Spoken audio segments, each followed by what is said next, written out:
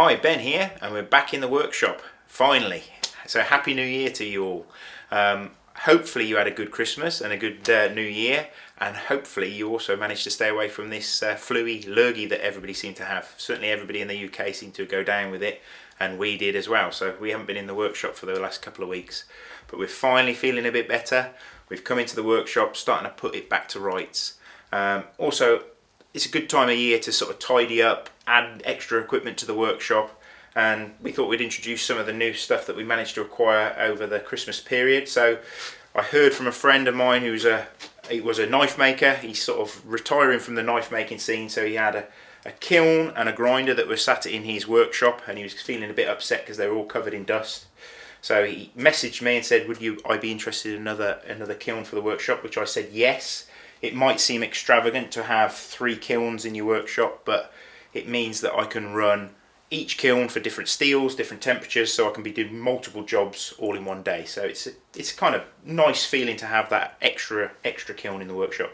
Plus, if we're really busy and any of these kilns start misbehaving or anything breaks on it, it means that I've got basically a spare. So it's a really nice addition. So this is a 22-inch Evenheat kiln, so that'll be a real nice kiln for doing the prangs and the bigger things.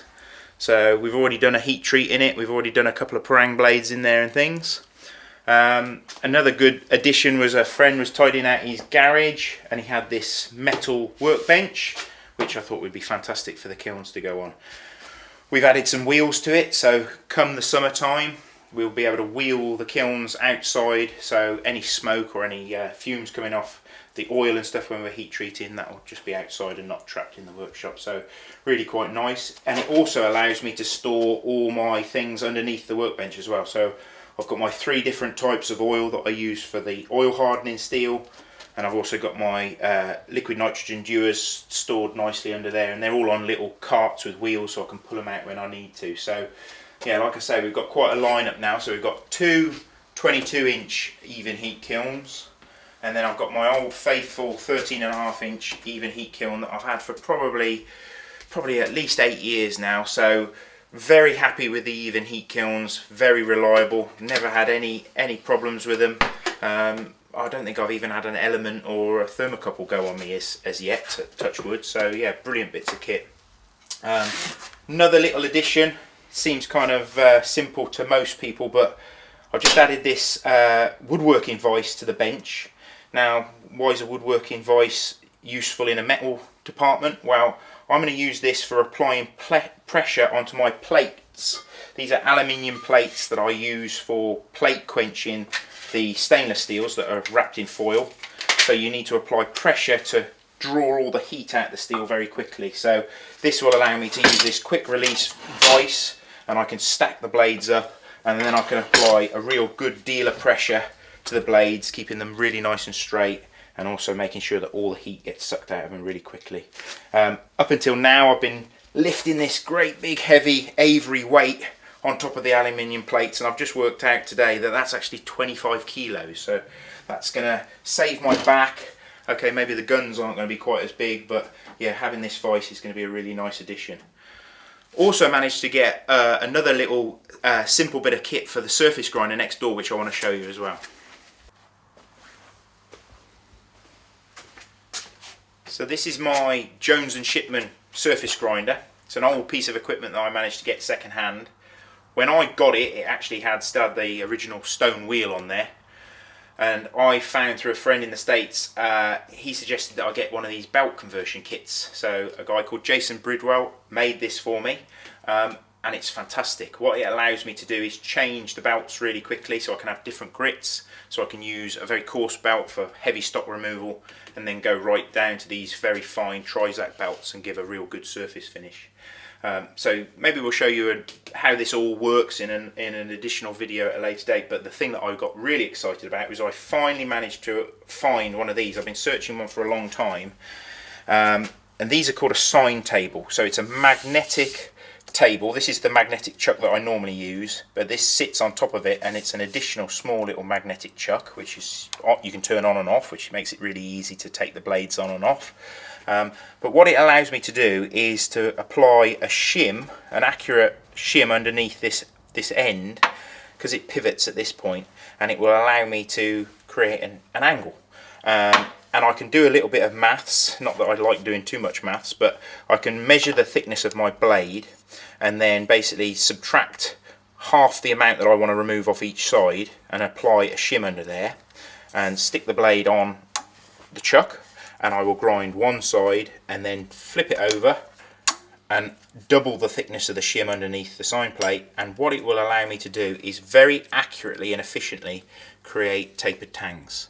I used to have to do them on the manual grinder in the grinding room and use magnets and burn your fingers, and it was just generally just a bit of a pain. So having this Sine Table added to the surface grinder is going to make tapered tangs a dream, and also make a very accurate fit as well, because sometimes adding a tapered tang, if you don't do it properly, you can end up with gaps and things like that, and it's not really what you want to do. So really quite excited about this addition to the surface grinder, and I love this machine. It's hydraulic, I can set it and leave it running, and it's just a great bit of kit. And the fact that it's an old piece of equipment that basically wasn't in use anymore, so I got it second hand and it's had a whole new lease of life, so that's really cool. So we've tapered a few tangs already, so I'll take you through and I'll show you how they look when we've got the handle scales on.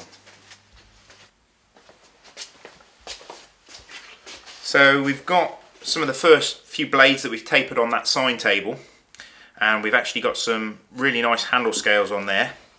It's a little bit more of a knack to actually fit the handle scales to a tapered tang, but I've figured out a good way of doing it now.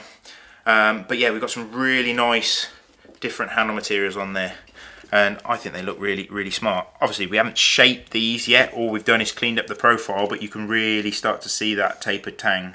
These are all in 3mm stock, and we've got Masseur birch, we've got green canvas micarta, we've got English elm, and then we've got some double dyed Masseur birch as well. So they've all got liners, different colours, so they're going to look pretty smart when they're finished. Also sort of to show you the contrast, okay, this is 4mm stock.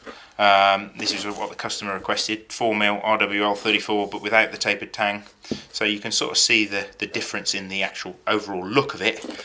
Strength wise, very negligible, any kind of strength reduction by tapering the tang. You've still got lots of strength all the way along it. What it does do is it obviously makes it look slightly more pleasing to the eye, makes it a bit more unique to your custom build. But it does change the weight of it slightly, especially if you've got a very heavy handle material. You can sort of taper the tang to try and compensate that, so you still end up with a very balanced knife. So yeah, I think these are gonna look really nice when they're finished. So keep your eyes peeled. These should be available on the website in the next week or so. It still sort of warps my brain really that they start off as this big ugly lump of material, and then using the grinder and lots of hand tools and sandpaper and things, you can actually shape them so that you end up with this beautifully contoured handle. So there is a knife in there somewhere. A friend of mine who carves little animal heads and stuff, he once said to me, because I said, how on earth do you carve that horse's head on that spoon, Alec? And he said, oh, it's easy, you just remove all the bits that don't look like a horse's head. Well, same when we make these, you remove all the bits that don't fit your hand to make that lovely contoured handle. So yeah, so we've had some exciting additions to the workshop. So the new kiln, tidying up, and obviously the addition to the surface grinder, which is great. But we also wanted to introduce another addition, not necessarily to the workshop, but it's going to be a lot more beneficial to you guys out there watching the videos. We've invested in one of these gimbals, and it will fit my new camera as well, so hopefully this will allow us to get some really organic shots out in the woods when we're doing more of the green woodwork videos, so we can get a real sort of freehand sort of shot for you, so you're going to feel like you're actually in the workshop or in the woods with us. So really quite excited to give this a test run. Can't run it at the moment because I've got my battery charging up for this camera, but hopefully we're going to go out in the woods later today and give this a little test run. So yeah, keep your eyes peeled for those kind of videos, and let us know, you know, if you want to see more of those sort of styles of video, just comment and we'll see what we can do for you. But yeah, it's all very exciting at the moment and lots of things on, so we're feeling good now that we're all recovered from the flu, and yeah, lots to do this year in the workshop. So keep tuned, and hope you enjoyed the videos.